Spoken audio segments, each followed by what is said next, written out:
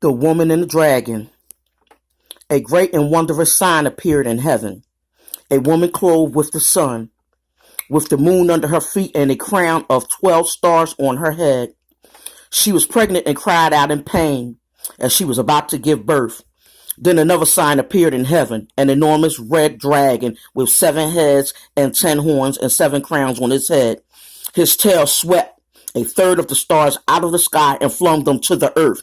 The dragon stood in front of the woman who was about to give birth so that he might devour her child the moment it was born. She gave birth to a son, a male child, who will rule all the nations with an iron scepter.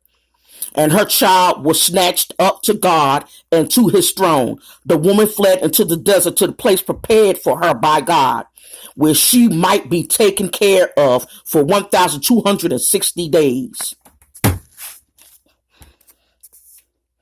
And there was war in heaven. Michael and his angels fought against the dragon, and the dragon and his angels fought back. But he was not strong enough, and they lost their place in heaven. The great dragon was hurled down, that ancient serpent called the devil or Satan or Lucifer, who leads the whole world astray. He was hurled to the earth and his angels with him. Then I heard a loud voice in heaven say, "Now have come the salvation and the power and the kingdom of God and the authority of his Christ. For the accuser of our brothers, who accuses them before our God day and night, has been hurled down. They overcame him by the blood of the Lamb and by the word of their testimony."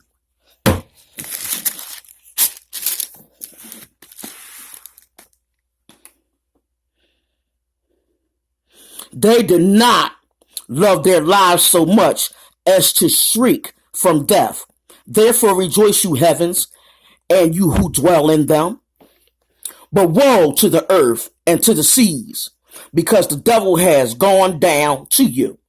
He is filled with fury because he knows that his time is short.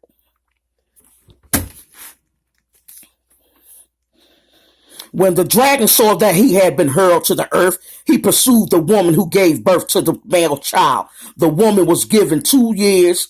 The woman was given 2 wings of a great angel so that she might fly to the place prepared for her in the desert, where she would be taken care of for a time and a half, and time out of the serpent's reach.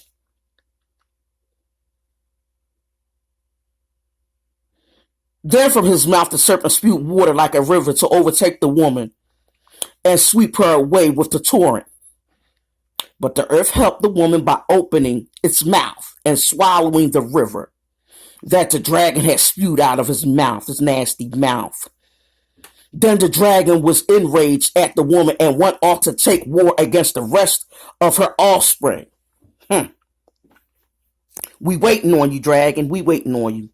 Those who obey God's commandment and hold to the testimony of Jesus. And the dragon stood on the shore of the sea. We waiting on you, Satan. Mama don't like when you mess with her babies, her cubs. The beast out of the sea. And I saw the beast coming out of the sea. He had 10 horns and 7 heads, with 10 crowns on his horns, and on each head a blasphemous name. The beast I saw resembled a leopard, but had feet like those of a bear, and a mouth like that of a lion. The dragon gave the beast his power and his throne and the great authority. One of the heads of the beast seemed to have had a fatal wound. He suffered a fatal wound, and the fatal wound had been healed. The whole world was astonished and followed the beast. Men worshipped the dragon because he had given authority to the beast, and they also worshipped the beast and asked, "Who is like the beast? Who can make war against him? The beast was given a mouth to utter proud words and blasphemous and to exercise his authority for 42 months. He opened his mouth to blaspheme God and to slander his name and his dwelling place and those who live in heaven. He was given power to make war against the saints and to conquer them. And he was given authority over every tribe, people, language, and nations.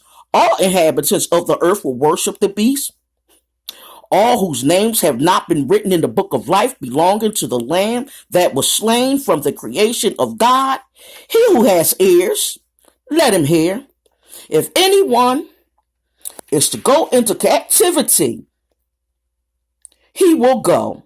If anyone is to be killed with the sword, he will be killed. This calls for patience, endurance, and faithfulness on the part of the saints. The beast out of the earth. Then I saw another beast coming out of the earth. He had two horns like a lamb, but he spoke like a dragon. He exercised all the authority of the first beast on his behalf and made the earth and its inhabitants worship the first beast whose fatal wound had been healed. And he performed great and miraculous signs, even causing fire to come down from heaven to earth in full view of men.